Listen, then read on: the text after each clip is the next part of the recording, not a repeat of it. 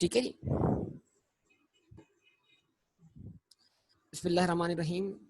तो आज की क्लास में हम इन्वेस्टमेंट प्रॉपर्टी के टॉपिक को कंटिन्यू करने जा रहे हैं और इन्वेस्टमेंट प्रॉपर्टी की जो मेजरमेंट है उसके मुताल्लिक आज हम डिस्कशन करेंगे।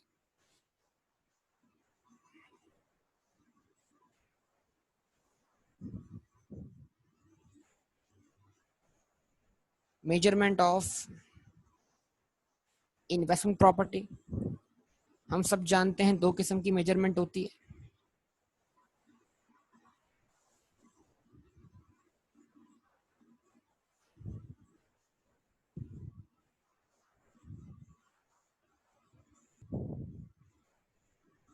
ठीक है,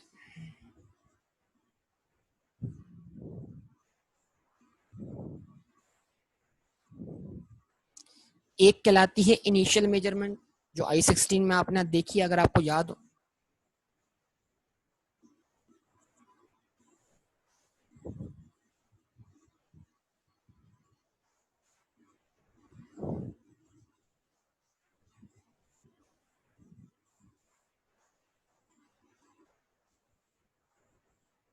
और बेटा एक कहलाएगी सब्सिक्वेंट मेजरमेंट।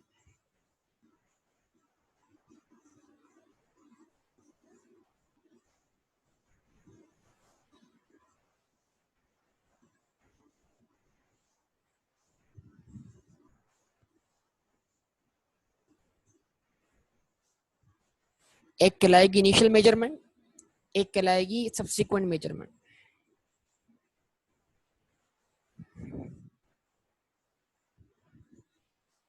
ये बातें सारी आपसे बेटा I-16 में हुई है, समझ लीजिए I-16 वाली बातें यहाँ पे रिवाइज हो रही हैं। अगर इसको ना भी पढ़ाया जाए तब भी आपके लिए कोई इशू नहीं होगा, क्योंकि एज पर I-16 आपको इनिशियल रिकग्निशन करना आती है, यानी कि एक एसेट की कॉस्ट में क्या कुछ शामिल होगा, ये सब आप जानते हैं पहले से। बताइए यस और नो, ये सारी बातें आप जानते हैं? जवाब दीजिएगा। अब एक एसेट की इनिशियल कॉस्ट में, मतलब इसे इन्वेस्टमेंट प्रॉपर्टी है, उसकी इनिशियल कॉस्ट में क्या होगा? ठीक है जी, आप उसको एक्वायर करेंगे, एक्विजिशन होगी या उसकी कंस्ट्रक्शन होगी।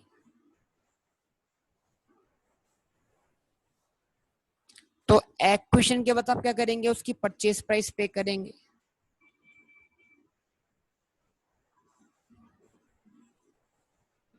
जो परचेज प्राइस आप पे करेंगे आप उसको कैपिटलाइज कर लेंगे।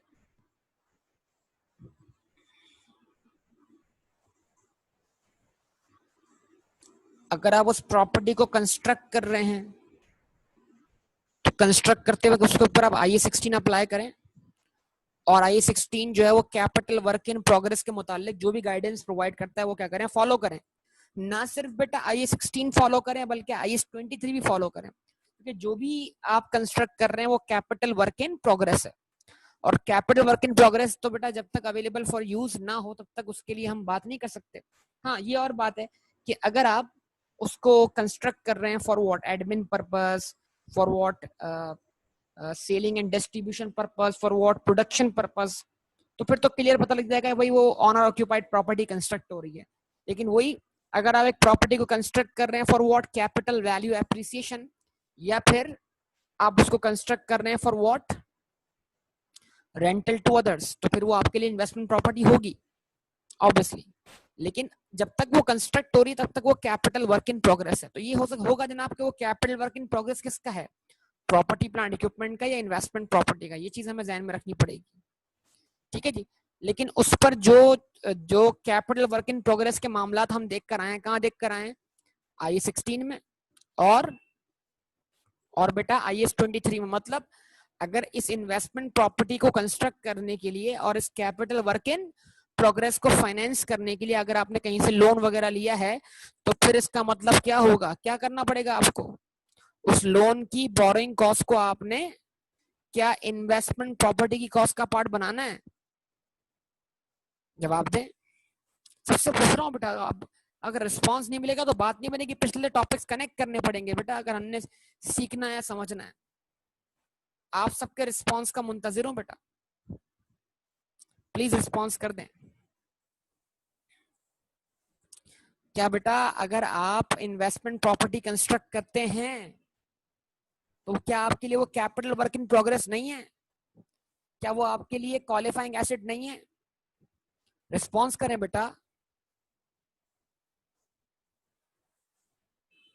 है ना बेटा, एक ही बंदे का रिस्पॉन्स आ रहा है यार। तो क्या आप उस पर बोरिंग कॉस्ट कैपिटलाइज नहीं करेंगे? करेंगे। गुड। तो बस जवाब दिया करें ताकि पता लगे आप जाग रहे हैं भाई, आप रिस्पॉन्स दे रहे हैं, है ना? अच्छा, और अगर आप बनी बनाई बिल्डिंग कहीं से परचेज कर लेते हैं और उस पर जो आप इंटरेस्ट कॉस्ट बियर करते हैं लोन लेकर, अगर आप उस बिजनेस को परचेज उस बिल्डिंग को परचेज करते हैं, तो क्या अब आप उसके ऊपर इंटरेस्ट कॉस्ट कैपिटलाइज करेंगे?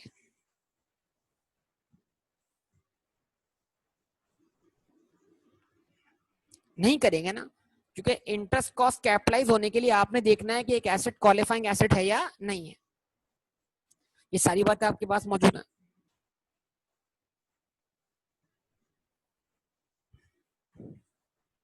ठीक है जी। उसके बाद इसमें मजीद आपने क्या करना है, ऐड करना है।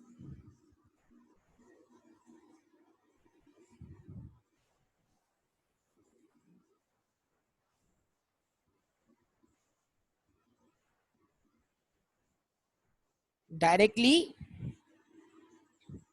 एट्रीब्यूटेबल कॉस्ट, वही सारी बातें जो आपने कहां पढ़ ली थी, IE16 में। और आप सब जानते हैं भाई डायरेक्टली एट्रीब्यूटेबल कॉस्ट क्या है।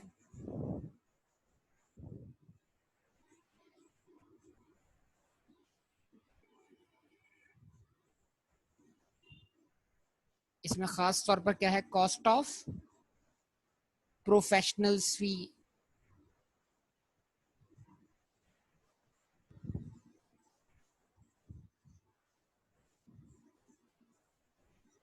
उसके बाद आपको ट्रांजैक्शन कॉस्ट भी क्या करनी है, कंसीडर करनी है। ट्रांजैक्शन क्या है, ट्रांजैक्शन को परफॉर्म करने की कॉस्ट। कोई ब्रोकर या कोई स्टेट एजेंट अगर इसमें इन्वॉल्व है तो उसका कमीशन क्या करना है, वो भी आपने कैपिटलाइज कर देना है। हम बिल्डिंग खरीदते या बेचते हैं तो क्या हम ब्रोकर्स को या स्टेट एजेंट को कमीशन नहीं पे करते? जवाब दें, रिस्पॉन्स करें बेटा। ऐसे ही है, जब हम बिल्डिंग खरीदते या बेचते हैं तो हम स्टेट एजेंट्स को या ब्रोकर्स को कमीशन। तो अगर आपने बिल्डिंग परचेज की है जो कि इन्वेस्टमेंट प्रॉपर्टी है और उसके ऊपर आपने कमीशन वगैरह पे किया है, यानी आपने ट्रांजैक्शन कॉस्ट बेयर की है, वो जो आपने रजिस्ट्री करवाई है, रजिस्ट्री डॉक्यूमेंटेशन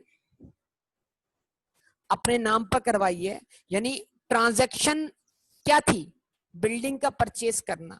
और उस ट्रांजैक्शन को परफॉर्म करने की जो कॉस्ट है, जिसको किए बगैर आप उस ट्रांजैक्शन को परफॉर्म नहीं कर सकते, चाहे वो बिल्डिंग की रजिस्ट्री हो, चाहे वो ब्रोकर का कमीशन हो, चाहे वो आपके लॉयर की फीस वगैरह हो, सो ऑन। ये सारी कॉस्ट क्या होंगी बेटा, कैपिटलाइज होंगी। यस और नो बताइए।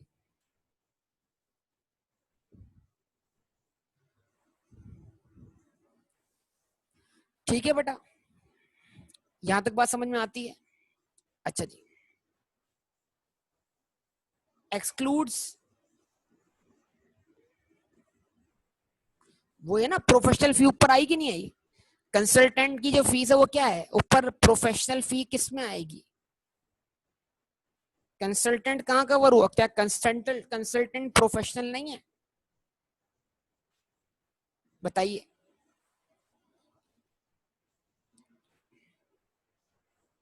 Excludes what?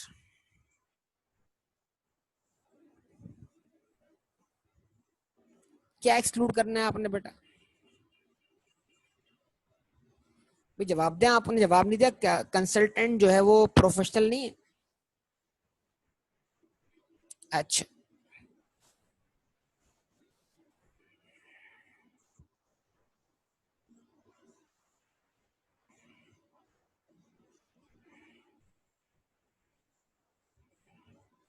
चले वो आप मुझे दिखा दीजिएगा पास पेपर, मैं देख के फिर आपसे बता दूंगा इसको हवाले से। ठीक है ना। अच्छा जी, अब एक्सक्लूड व्हाट,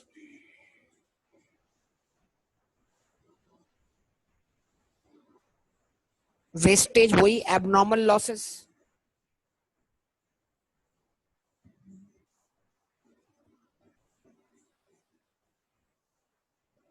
इस सारे मामले इन शॉर्ट कर रहा हूं मैं आपको, ठीक है। हाँ वो सारी बातें इसमें आती हैं। अच्छा जी, उसके बाद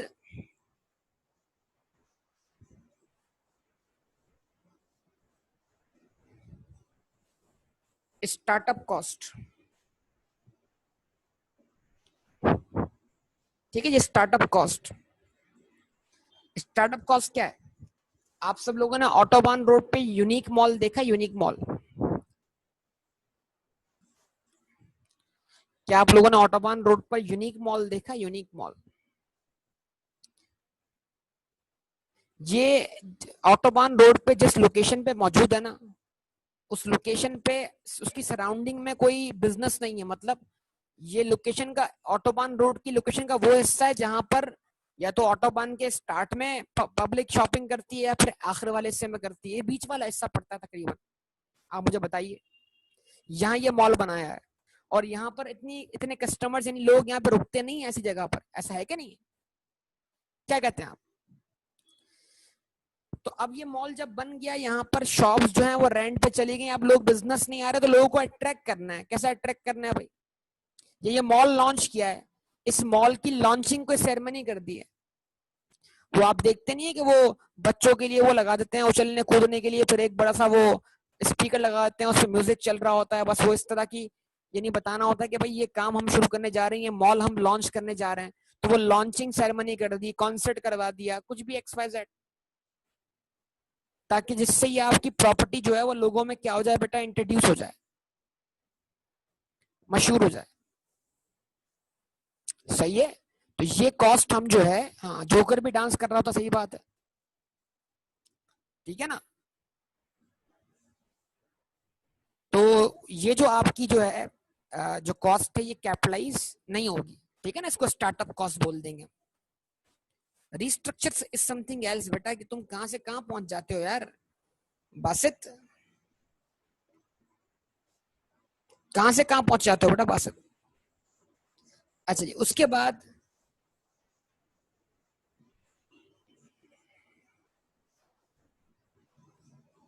इनिशियल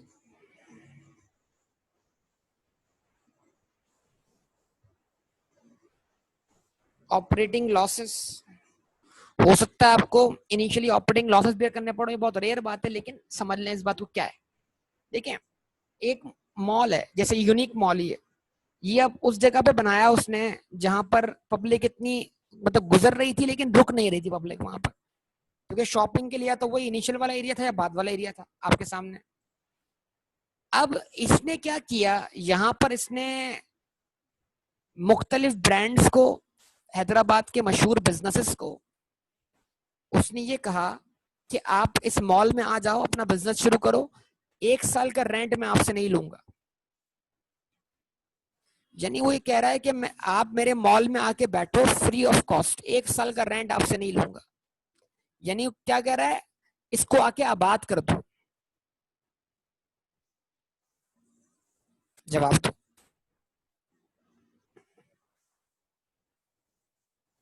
कुछ समझे मेरी बात को? अब खैर रेंट तो नहीं रिकवर हो रहा, सही है, कोई इनफ्लो नहीं हो रहा, तो आउटफ्लो भी नहीं हो रहा, लेकिन हो सकता है रिपेयर एंड मेंटेनेंस, कुछ मेंटेनेंस तो जो ऑनर है मॉल का उसके हाथ में हो ना, तो उसकी जेब से उसको मेंटेन करना, वहां पे सिक्योरिटी गार्ड्स वगैरह चाहिए होंगे जो ओवरऑल मॉल मॉल को मेंटेन करते होंगे, मतलब मुख्तलिफ कुछ आपको इम्प्लॉयज की जरूरत होती होगी। तो मतलब कुछ ना कुछ तो आप लॉसेस बेयर कर रहे होंगे ना, मतलब आपकी जेब में इनफ्लो तो नहीं हो रहा लेकिन आपकी जेब से आउटफ्लो तो हो रहा है। तो इनिशियली हो सकता है कि आप लॉस में ऑपरेट कर रहे हो उस प्रॉपर्टी की वजह से। तो हमारे पास तो जीती जाती एग्जाम्पल मौजूद है यहाँ पर कि यूनिक मॉल जो है वो किस तरह शुरू हुआ, यूनिक मॉल किस तरह उन्होंने ऑपरेट करना शुरू किया। जिस बंदे का यूनिक मॉल है, जिस बिजनेस का यूनिक मॉल है, उसके लिए यूनिक मॉल ऑब्वियसली क्या है, इन्वेस्टमेंट प्रॉपर्टी है। क्यों? क्योंकि या तो वो मॉल जो है वो ओवरऑल रेंटल टू अदर्स ही है, या फिर उसमें जो प्लेसेस वैकेंट हैं वो वैकेंट भी हैं और उनकी कैपिटल वैल्यू एप्रिसिएशन भी हो रही है वक्त के साथ साथ। यस और नो बताइए, जवाब दीजिए। तो बड़ी सिंपल सी बातें हैं, मुश्किल बातें नहीं है, लेकिन स्टैंडर्ड क्योंकि कवर कर रहा है तमाम चीजों को, तो हमें इन चीजों को कवर करना क्या है, जरूरी है। अच्छा, उसके बाद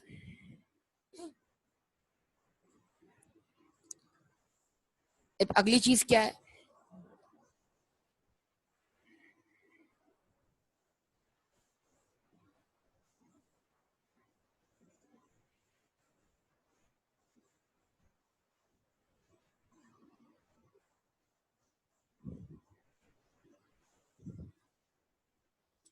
आपने एक प्लॉट परचेज कर लिया है, आपने एक बिल्डिंग परचेज कर ली है, लेकिन बाजवा प्लॉट और बिल्डिंग जो है इंस्टॉलमेंट में लोग खरीदते हैं, खरीदते हैं कि नहीं खरीदते?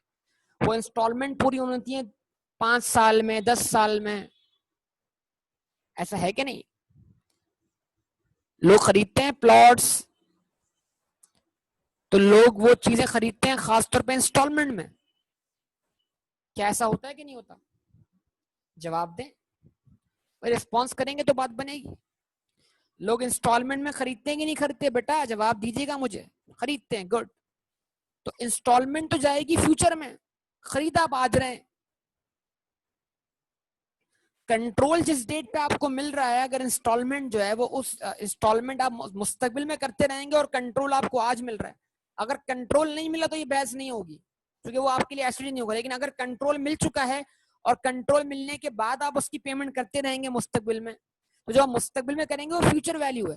तो आपको फिर उस केस पे क्या कैपिटलाइज करना है, प्रेजेंट वैल्यू कैपिटलाइज करनी है। तो आप उन तमाम पेमेंट्स की निकालेंगे प्रेजेंट वैल्यू, और उस प्रेजेंट वैल्यू पर इन्वेस्टमेंट प्रॉपर्टी क्या करेंगे, आप डेबिट करेंगे, और लायबिलिटी आप क्या कर देंगे बेटा, क्रेडिट कर देंगे। याद रहेंगी ये तमाम बातें बेटा, कोई मुश्किल बात तो नहीं है। तो अगर आप कोई इन्वेस्टमेंट प्रॉपर्टी परचेज कर रहे हैं और जिसकी पेमेंट आप डेफर कर रहे हैं, डेफर मतलब उधार कर रहे हैं, तो फिर आप क्या निकालेंगे, मुस्तकबिल में पे होने वाली पेमेंट्स की आप निकालेंगे आज प्रेजेंट वैल्यू, उस पर आप इन्वेस्टमेंट प्रॉपर्टी को कैपिटलाइज करेंगे। और जवाब दें,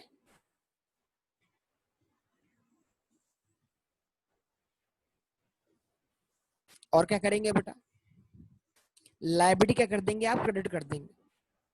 याद रहेगा ना बेटा, मुश्किल बात तो नहीं है ना? अच्छा,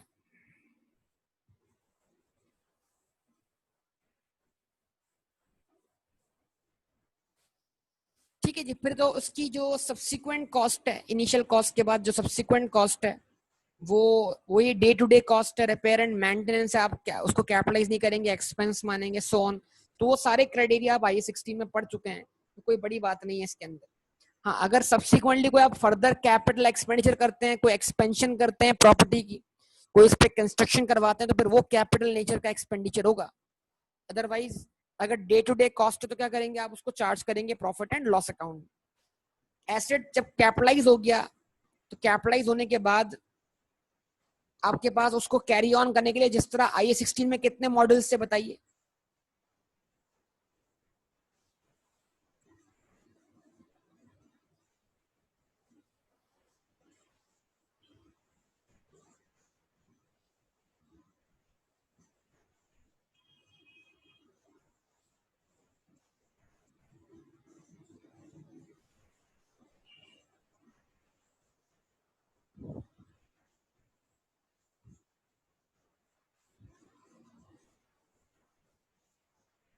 दो मॉडल से। कौन सा मॉडल था? Cost model and revaluation model. यहां पर भी हमारे पास बिल्कुल कॉस्ट मॉडल है,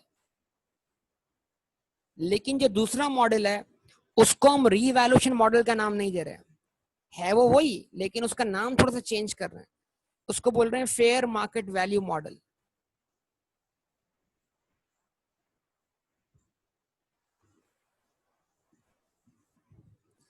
रिवॉल्यूशन मॉडल और फेयर मार्केट वैल्यू मॉडल। अब ये नाम क्यों चेंज कर रहे हैं बताइए भाई?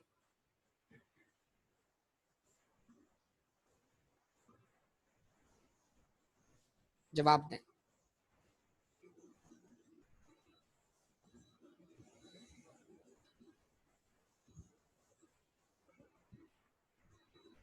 हम इसको कॉस्ट, उसको रिवैल्यूएशन मॉडल के बजाय क्या बोल रहे हैं? सब बताइएगा बेटा, हम इसको रिवैल्यूएशन मॉडल के बजाय क्या बोल रहे हैं?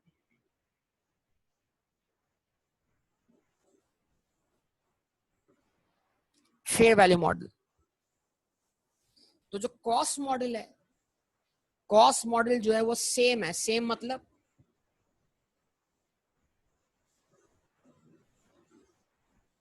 Same as IAS 16,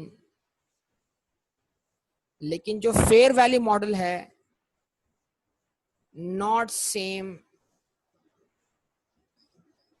not same is what? IAS 16। Cost model बिल्कुल वही है कि अगर आप इन्वेस्टमेंट प्रॉपर्टी को कैरी ऑन कर रहे हैं किस पर? कॉस्ट मॉडल पर।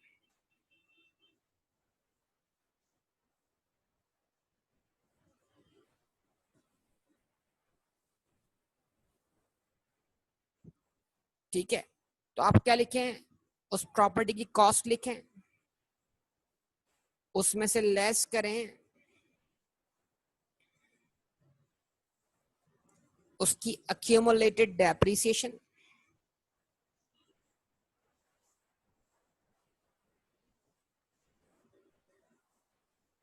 और उसमें से लेस करें उसके accumulated impairment losses, और जो WDV आती है उसको रिपोर्ट कर दें कहां पर? स्टेटमेंट ऑफ फाइनेंशियल पोजीशन में।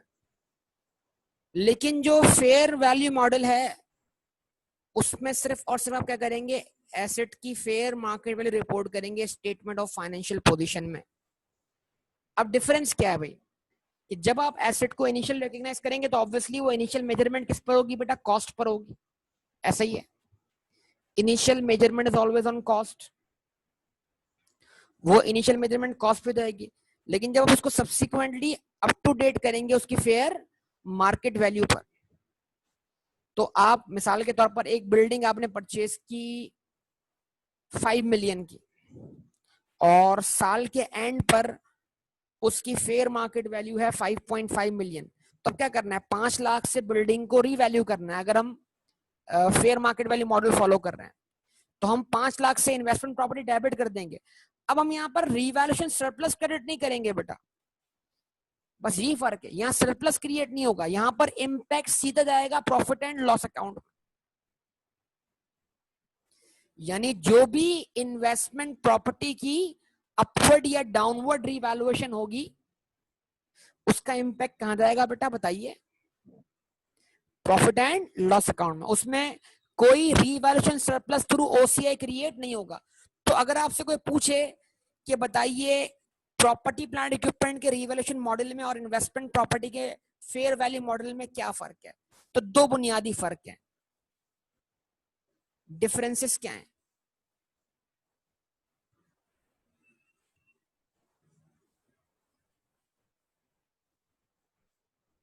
नंबर 1, नॉट डेप्रिशिएटेड,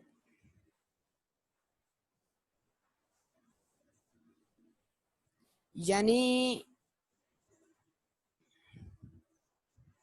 वो इन्वेस्टमेंट प्रॉपर्टी जो फेयर वैल्यू मॉडल फॉलो कर रही है उस पर कोई डेप्शन चार्ज नहीं होगी। मतलब हालांकि कॉस्ट मॉडल में चार्ज होगी लेकिन फेयर वैल्यू मॉडल में चार्ज नहीं होगी। और इंक्रीज और decrease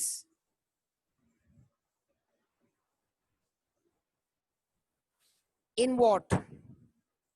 fair market value is transfer to what?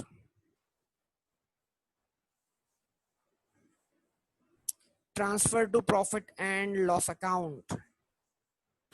जो इंक्रीज या डिक्रीज है उसको आप ट्रांसफर कर दोगे प्रॉफिट एंड लॉस अकाउंट में।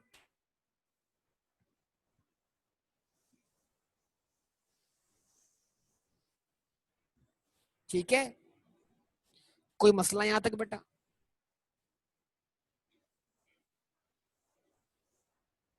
जवाब दो बेटा।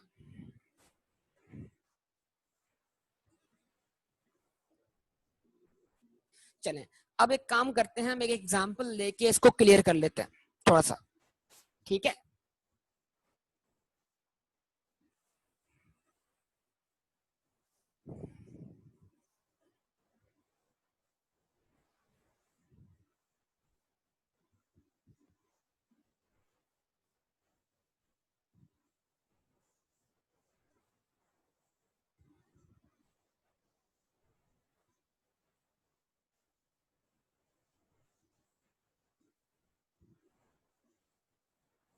कॉस्ट मॉडल,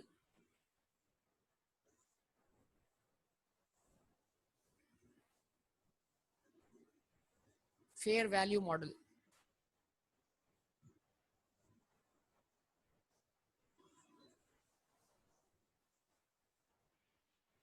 ठीक है जी।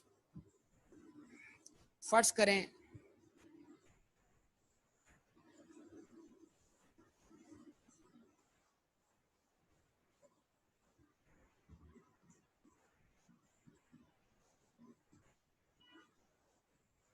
1 जनवरी 2011 को हमने क्या किया, ये एक प्रॉपर्टी परचेज की जो हमारे लिए इन्वेस्टमेंट प्रॉपर्टी के क्रेडिट पे पूरी उतर के जनाब। हमने कहा investment property debit for what,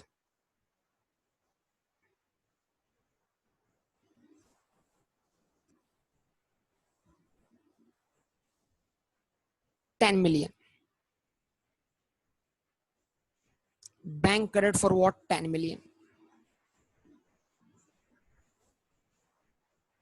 ठीक है। उसके बाद obviously fair value model follow करेंगे तब भी इनिशियल मेजरमेंट तो कॉस्ट पे होगी ना। तो ये आपने 1 जनवरी 2011 को इन्वेस्टमेंट प्रॉपर्टी डेबिट कर दी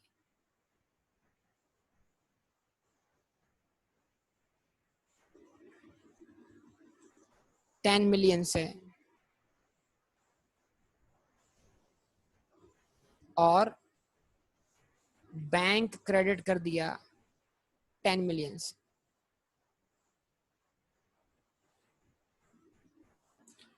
उसके बाद आप पहुंचे अपने ईयर एंड पर 31 दिसंबर 2011। अगर आप कॉस्ट मॉडल फॉलो कर रहे हैं तो आप इस इन्वेस्टमेंट प्रॉपर्टी को क्या करें, डेप्रिशिएट करें।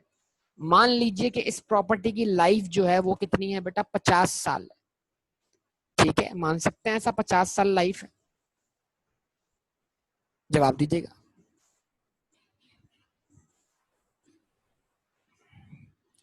तो एंट्री बनी depreciation expense debit accumulated depreciation credit, और आपने 10 मिलियन को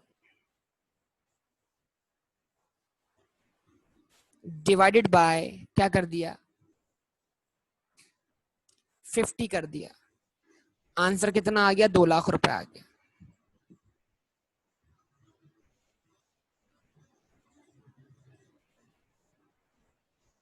ठीक है, लेकिन क्योंकि आप यहां पर सेकंड केस में जो है आप उसके लिए फेयर मार्केट वैल्यू मॉडल इस्तेमाल कर रहे हैं, तो अब आपको रिपोर्टिंग डेट पर उसको अपडेट करना है उसकी up to date fair market value पर। यहाँ कोई डेप्शन चार्ज नहीं होगी, लेकिन यहाँ पर क्या परफॉर्म होगी, यहाँ परफॉर्म होगी रिवैल्यूएशन, और उसको लाना है आपने उसकी up to date fair market value पर।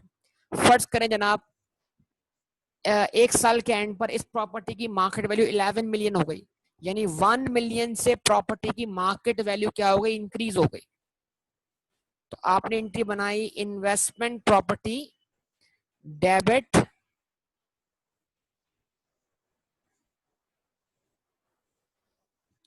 ठीक है जी, gain on investment property credit 1 million से, और डायरेक्ट आप लिख सकते हैं प्रॉफिट लॉस अकाउंट भी। ये कोई ओसीआई नहीं है, इसका इम्पैक्ट गया प्रॉफिट एंड लॉस अकाउंट में। ये कोई ओसीआई एलिमेंट नहीं है, अदर कॉम्प्रिहेंसिव इनकम नहीं है, ये प्रॉफिट लॉस वाले हिस्से में क्या होगा, रिकग्नाइज होगा। कुछ बात मेरी समझ पा रहे हैं बेटा आप लोग? अब अगर मैं बनाता क्या हूं, SOFP under cost model,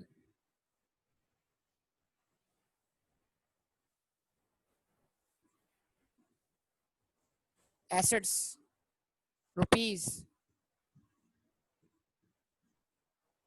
non current assets,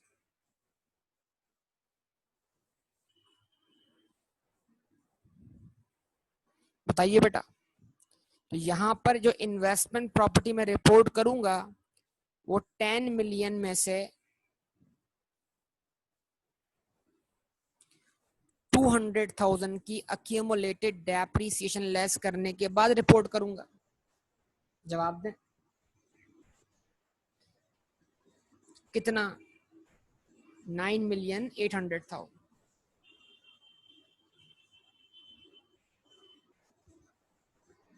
और अगर मैं बनाता हूं SOFP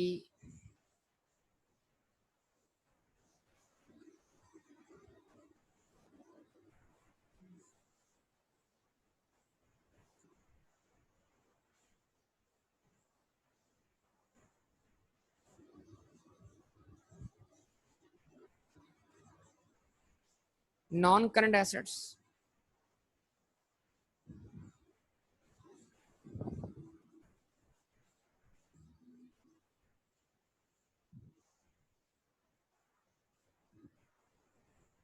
तो यहां पर मैं इन्वेस्टमेंट प्रॉपर्टी को रिपोर्ट करूंगा कितने पर, 10 मिलियन पे कैपिटलाइज किया था,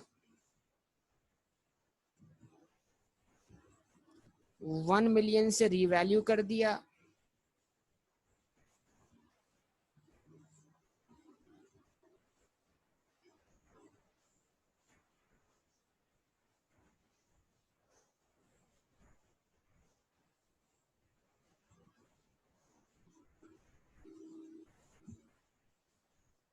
इलेवन मिलियन पर रिपोर्ट कर दिया स्टेटमेंट ऑफ फाइनेंशियल पोजीशन। ठीक है, अच्छा जी। उसके बाद जिसका गेन है वो रिटेन अर्निंग में चला जाएगा ऑटोमेटिकली। रिटेन अर्निंग जो हमारा जिसमें प्रॉफिट लॉस ट्रांसफर होता है, तो वो एलिमेंट में दिखा नहीं रहा यहाँ पर फिल वक्त।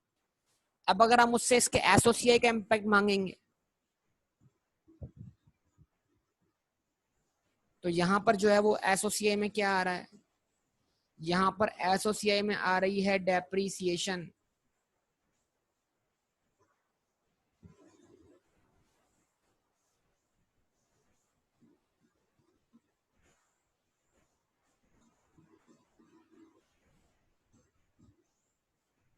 कितने से आ रही है, 2 लाख रुपए से। और अगर आप मुझसे मांगते हैं एसोसीआई, तो यहां पर क्या आ रहा है, गेन ऑन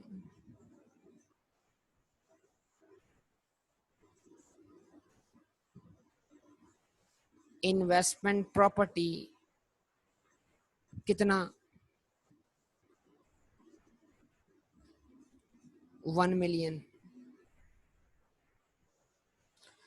ठीक है जी। तो दोनों को मैंने आपके सामने क्या कर दिया बेटा, पैरेलल कंपैरिजन करवा दिया आपके सामने। जवाब दीजिए।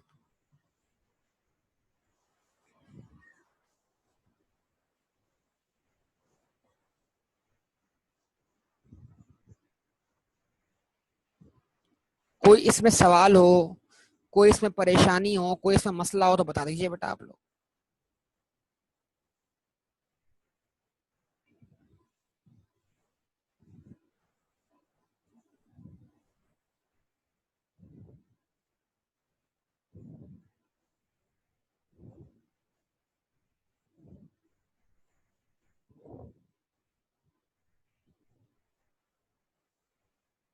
मेन चीज अब इसमें क्या है बेटा, ट्रांसफर मतलब अब क्या होता है कि एक प्रॉपर्टी ऑनर ऑक्यूपाइड प्रॉपर्टी है, फिर वो बन जाएगी इन्वेस्टमेंट प्रॉपर्टी। अगर एक प्रॉपर्टी इन्वेस्टमेंट प्रॉपर्टी है फिर वो बन जाएगी बेटा ऑनर ऑक्यूपाइड प्रॉपर्टी। ठीक है। अगर एक प्रॉपर्टी जो है वो इन्वेंट्री है, बाद में वो बन जाएगी इन्वेस्टमेंट प्रॉपर्टी। और अगर एक प्रॉपर्टी इन्वेस्टमेंट प्रॉपर्टी है, बाद में वो क्या बन जाएगी, इन्वेंट्री। तो ऐसे मामलात को हम किस तरह डील कर रहे होंगे, सवाल ये।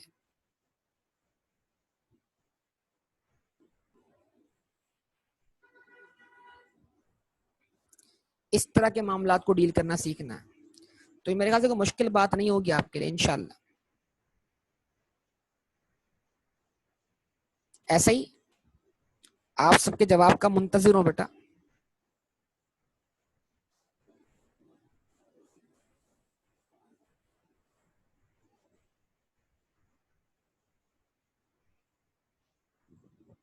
चले गुड। तो उसको इंशाल्लाह कंटिन्यू करेंगे इसको यहाँ से अगली क्लास में। अभी तक फिलहाल इतना ही रखते हैं, बाकी डिस्कशन करेंगे इस पर अगली क्लास के अंदर। ओके बेटा, ओके, अल्लाह हाफ़िज़।